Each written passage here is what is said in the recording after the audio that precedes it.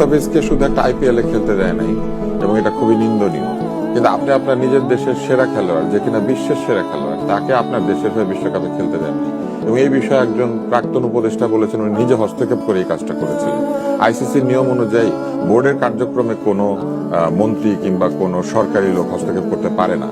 উনি প্রথমত সেটা করেছেন, সরকারি হস্তক্ষেপ করেছেন আমাদের বোর্ডের কাজে, এবং বোর্ড সেই হস্তক্ষেপকে মেনে নিয়ে আমাদের দেশের সেরা খেলোয়াড়টাকে খেলতে দেয় না। যদিও তার বিরুদ্ধে যে অভিযোগ সেটা প্রমাণিত তো দূরের কথা, সেই অভিযোগটা তো একবার মিথ্যা, এটা পরিষ্কার। কারণ সে ছিল কানাডায় আর এইখানে যাত্রাবাড়িতে সে দাঁড়িয়ে। হ্যাঁ, তো এই ধরনের একটা বিষয়ে দেশের সেরা খেলোয়াড়টাকে আপনি বাংলাদেশের হয়ে খেলতে দেন নাই বিশ্বকাপে,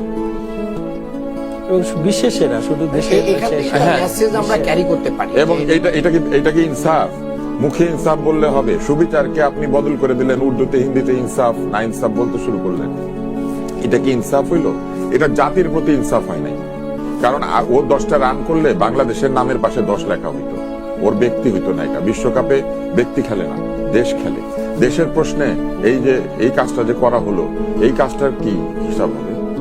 শুধু আইপিএল এ কয়েকটা দিন খেলতে পারবে না মুস্তাফিজ, একেবারে জীবন মানে অতিষ্ঠ হয়ে যাচ্ছে। এটা অবশ্যই অন্যায়, কিন্তু বিশ্বকাপে যে আমার সবচেয়ে সেরা খেলোয়াড়টাকে আমি খেলতে দিলাম না, এটার হিসাব কি?